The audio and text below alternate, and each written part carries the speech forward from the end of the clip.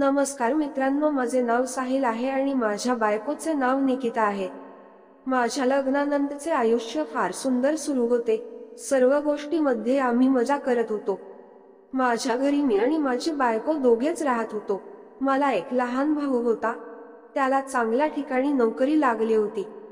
त्यांनी नवीन फ्लॅट राहायला घेतले होते, म्हणून आई त्याच्या सोबत गेली होती। आता आम्ही नवरा बायको घरी असल्यामुळे आम्हाला आमची इच्छा असेल तेव्हा आमचा आनंद व्यक्त करत होतो। आणि एक दिवस माझ्या बायकोने मला खुशखबरी सांगितली की ती प्रेग्नंट आहे, आणि मला हे ऐकून फार आनंद झाला। आता मी तिची काळजी करू लागलो, तिला हवे त्या गोष्टी देऊ लागलो। पण मला कामामुळे बाहेर जावे लागत होते, त्यामुळे ती घरी एकटीच राहायची। मग मला तिची काळजी वाटत होती, म्हणून मी माझ्या बायकोला म्हणालो, तू आपल्या आईला बोलव, म्हणजे तुला कुठल्या गोष्टीचा त्रास होणार नाही। तर बायको म्हणाली, विचारून बघते आईला। तिने आईला कॉल केला तर तिची आई म्हणाली, माझे येणे जमणार नाही, कारण तुझ्या बाबाचा आणि लहान भावाचा डब्बा असते, तसेच यांची तब्येत केव्हा पण खराब होते, म्हणून तूच ये इकडे। मी जॉबवरून आल्यावर बायकोने मला सर्व गोष्टी सांगितले। मी बायकोला म्हणालो, तुला आवडेल ते कर। तर ती म्हणाली, ठीक आहे, मी आईकडे जाते। मी तिला म्हणालो, तू तयारी करून ठेव, त्या शनिवारी आपण आईकडे जाऊ। आणि मी शनिवारी तिला आईकडे सोडले आणि रविवारी परत आलो। येताना तिला सांगितले, जर तुला माझी गरज पडली तर सांग, मी येऊन जाणार। आणि बायकोला तिच्या घरी सोडून मी आपल्या घरी आलो। आता रोज काम करून ऑफिसला जाणे सुरू होते। काही दिवस मला ठीक वाटले, पण रात्री मला फारच आठवण येत होती, कारण अनेक दिवसाची सवय लागली होती। पण आता मी काही करू पण शकत नव्हतो, म्हणून अनेक रात्री मला बरोबर झोप पण लागत नव्हती।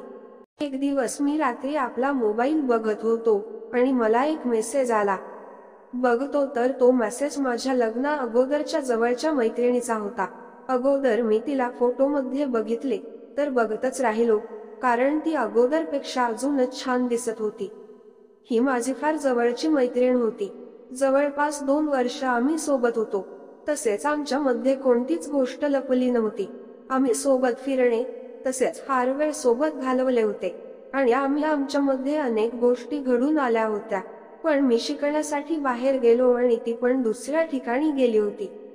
त्यानंतर काही दिवस आमचे बोलणे झाले, पण नंतर तिचे लग्न ठरले, म्हणून आम्ही बोलणे बंद केले होते।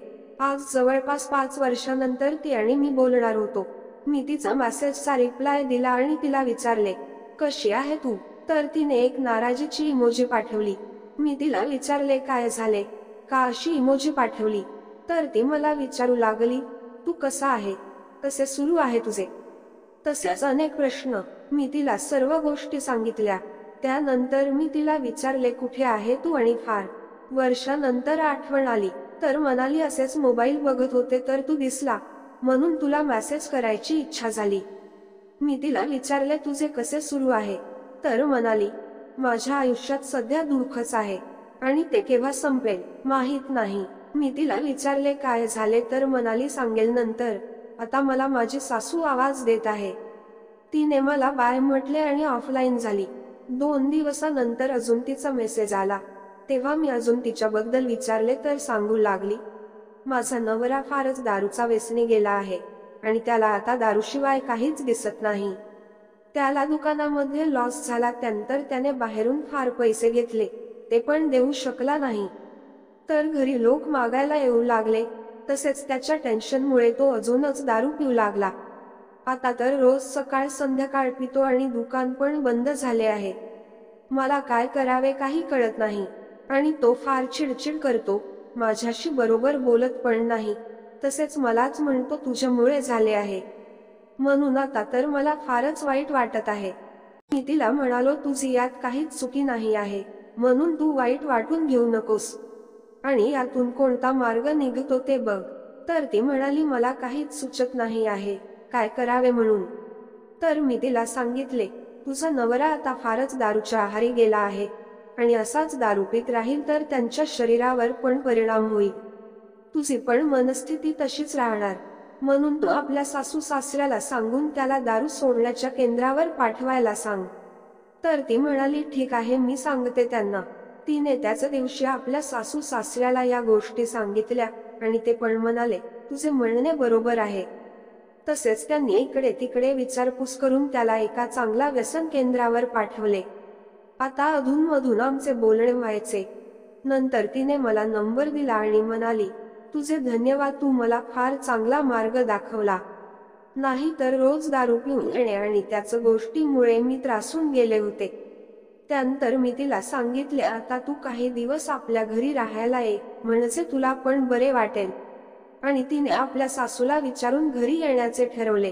ती जेव्हा तिकडून निघाली तर मला कॉल केला होता आणि मी तिला भेटायला गेलो. फार वर्षानंतर तिला आज बघितले होते, पण ती फोटोपेक्षा अजूनच सुंदर दिसत होती. मी तर तिच्याकडे बघतच राहिलो. तर म्हणाली, काय बघतोस, कधी बघितले नाही का मला? मी म्हणालो, आज किती वर्षांनंतर तुला बघत आहे आणि तू आधीपेक्षा अजून सुंदर दिसत आहे. तर ती हसू लागली. नंतर तिला बोललो, सांग काय खायचे आहे तुला? तर म्हणाली, काही पण. मी तिला आम्ही आधी जात होतो त्याच हॉटेलमध्ये घेऊन गेलो आणि तिच्या आवडीच्या वस्तू तिला खाऊ घातल्या. ती आज खुश दिसत होती आणि म्हणाली, फार वर्षानंतर आपण इथे आलो आहे आणि जुन्या आठवणी जाग्या होत आहे. नंतर तिला म्हणालो, अजून काही खायचे आहे का? तर म्हणाली, एकाच दिवशी सर्व खाऊ घालशील का? मी इथे खूप दिवस आहे म्हणून येऊ कधीतरी.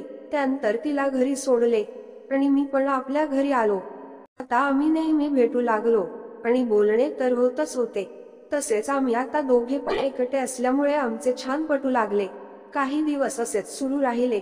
तसेच आम्ही आधी सारखे फिरणे तसेच अनेक ठिकाणी खायला जाणे सुरू होते.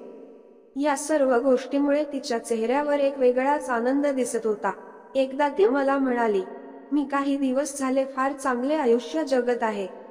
मनात असेल त्या गोष्टी करत आहे आणि या सर्व गोष्टी तुझ्यामुळे शक्य झाल्या आहे. मी तिला म्हणालो, फार दुःख तू सहन केले आणि जर माझ्याकडून तुला काही सुख मिळत असेल तर मला त्याचा आनंद होतो. पण आम्ही आता जवळ येऊ लागलो होतो. ती गाडीवर बसताना फार जवळ बसायची आणि असे वाटायचे की आम्ही 5 वर्षाआधीचे आयुष्य जगत आहोत. मला पण फार छान वाटत होते. आणि एकदा ती मला म्हणाली, तू तुझे घर दाखवले नाही. तर मी तिला म्हणालो, चल तुला आताच घेऊन जातो. मी तिला आपल्या घरी घेऊन आलो. तिला घर दाखवले. त्यानंतर म्हणालो, थांब मी चहा बनवून आणतो. मी चहा बनवून आणला तर ती माझ्या खोलीत लेटून होती. तिचे असे वागणे मला फारच वेगळे वाटत होते. म्हणून तिच्या जवळ गेलो तर ती माझ्याकडे बघू लागली आणि आम्ही केव्हा एकमेकांचे झालो समजलेच नाही. आम्ही दोघे एकमेकांमध्ये सामावून जात होतो आणि आम्हाला आमचे जुने दिवस आठवू लागले. आम्ही फार लवकर सर्व दूर करून एकमेकांना आनंद देऊ लागलो. मी तर अजूनच उत्साहात आलो होतो आणि त्यामुळे मी फार चांगल्या पद्धतीने कामात व्यस्त होतो. ती पण मला साथ देत होती. त्या दिवशी तर आम्ही फारच वेळ सोबत घालवले आणि तशाच सोबत राहून बोलू लागलो. ती मला म्हणाली, तुझी परिस्थिती मला माहित होती आणि माझी पण परिस्थिती तुला माहित होती, म्हणून आज आपल्यात हे घडले. आणि त्या दिवसानंतर आमचे असेच सुरू होते. काही महिन्यानंतर तिचा नवरा केंद्रावरून परत आला होता, म्हणून तिला जावे लागले. आणि मला पण माझ्या बायकोचा कॉल आला आणि मला बोलवले. आता ते आपल्या सासरी गेली आणि मला सांगत होती, माझा नवऱ्यामध्ये बदल दिसून येत आहे. त्याला त्याच्या केलेल्या गोष्टीचा पश्चाताप होत आहे. मला हे ऐकून फार छान वाटले. कथा आवडल्यास चॅनलला सबस्क्राईब करायला विसरू नका. धन्यवाद.